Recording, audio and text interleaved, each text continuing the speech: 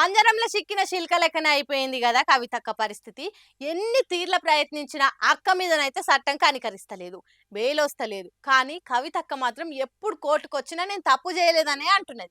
ఏం ఆలత అయిపోయింది కవితక్కది. ఇలా మళ్ళోసారి సిబిఐ వాళ్ళు అక్కను ఢిల్లీలో ఉన్న రౌస్ అవెన్యూ కోర్టుకు తీసుకొచ్చిండ్రు. ఆమెను మళ్ళోసారి జ్యుడిషియల్ కస్టడీకి ఇయ్యాలని సిబిఐ వాళ్ళు కోర్టును కోరిండ్రు. అక్క వకీల్ మాత్రం బెయిల్ ఇయ్యాలని వాదిచ్చిండ్రు. కానీ కోర్టు మాత్రం సిబిఐ వాళ్ళ వాదనే మొగ్గు చూపింది. మళ్ళీ నెల 23 దాకా జ్యుడిషియల్ కస్టడీకి ఇచ్చింది. ఆమెకు బెయిల్ ఇస్తే సాక్షులను బెదిరించి సాక్ష్యాలను కింద మీద చేస్తదని జడ్జి సార్ కు చెప్పిర్రు సిబిఐ వాళ్ళు. అసలు ఢిల్లీ లిక్కర్ స్కామ్ లా కవితనే కీలక సూత్రధారి పాత్రధారి అని అంటున్న సిబిఐ లిక్కర్ పాలసీ రూపకల్పన, ఆమ్ ఆద్మీ పార్టీకి 100 కోట్ల ముడుపులు, సౌత్ గ్రూప్ నుంచి పైసలు చేతులు మార్చుడు ఇవన్నీ కవిత కనుసన్నలనే జరిగినాయని చెప్తుర్రు. 3 రోజుల కస్టడీలకు తీసుకొని తీర్ల ప్రశ్నించిండ్రు సిబిఐ వాళ్ళు. ఇక అక్క కోర్టుకు వచ్చిన టైంలో మీడియా వాళ్ళు ఏమైందక్క అని అడిగితే ఇది బీజేపీ కస్టడీ, సిబిఐ కస్టడీ కాదనుకుంటా పోయింది.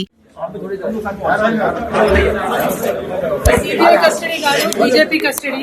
బయట బీజేపీ వాళ్ళు మాట్లాడేది, లోపల సిబిఐ వాళ్ళు కూడా అడుగుతున్నారు. అడిగింది అడుగుతున్నారు. 2 నెలల నుంచి నథింగ్ న్యూ.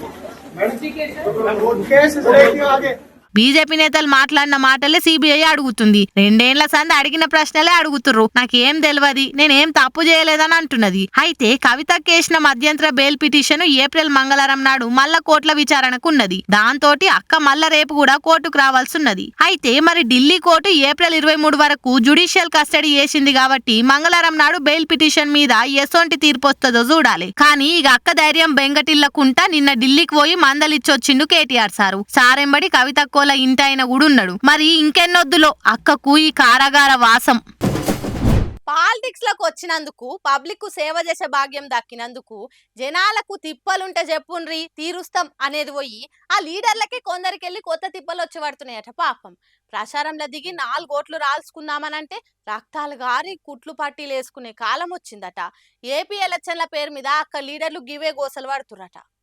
ప్రచారాలంటే కామెంట్లు, కౌంటర్లతో పక్క పార్టీ లీడర్ల మీద మాటల దాడులు ఉంటాయి కానీ ఏపీ పాలిటిక్స్ లో మాత్రం రాళ్లు, బ్లేడ్లు, దోమలు ఇవిటితో దాడులే వార్తలు కానొస్తున్నాయి కొన్ని వదిలేసింది. ఆ నన్మ స్కిల్ డెవలప్మెంట్ స్కామ్ కేసులో చంద్రబాబు సార్ని అరెస్ట్ చేసినప్పుడు నన్ను దోమలతో గుట్టిస్తున్నారు, కావాలనే దోమల్ని జైలు సెల్లెక్కిడిచి పెడుతున్నారు అనుకుంటా మాట్లాడి ఇదెక్కడి చంత్రము అని అనిపించిండు. ఇక ఏమంటే ఎలక్షన్ లో వచ్చి ప్రచారాలు జోరు అందుకున్నాయో ఇప్పుడు డైరెక్ట్ దాడుల ముచ్చట్లు రోజుకోటి బయటకు వస్తున్నాయి. ఆ నడుమ జనసేనాని జానీ సార్ ఉండి ఏమన్నాడు, ప్రచారంలో పక్కకు రానిస్తే బ్లేడ్లతో కోస్తున్నారు, ఎవరు మనంలో ఎవరు పగోలో తెలుస్తలేదు, అందుకే జనాల దగ్గరికి రాణిస్తలేరని చెప్పిండు. ఊసి పాపం పాడుగాని పవర్ స్టార్ కోసం ఆయనకు భక్తులు అసంటి హార్డ్ కోర్ అభిమానులు కోసుకుంటారని తెలుసు గానీ ఆయన బ్లేడ్ తో కోస్తానికి చూస్తున్నారా అని ముచ్చటినాక అందరు నొచ్చుకున్నారు. ఇక నిన్న మొన్న ఏపీ సీఎం జగన్ రాయితో కొట్టే వరకలా నెత్తికి పొక్కవాడి రక్తం గారి దవాఖానలో డాక్టర్లు చెకింగ్ చేసి బ్యాండేజ్ తోలే. ఎవలేసిరా రాయి, ఎవరు కుట్రా నడుచుకునే పనిలో పోలీసులు బిజీగా ఉంటే ఏమైనా ఆగకుండా నేను సిద్ధమని జగన్ అన్న ప్రచారంలో మళ్ళా బిజీ అయ్యిండు. ఇక ఓ దిక్కు జగన్ కు దెబ్బ తాకిందని చాలా మంది ఫ్యాన్స్, పక్క పార్టీ లీడర్లు కూడా పైలం జగన్ అని చెప్తుంటే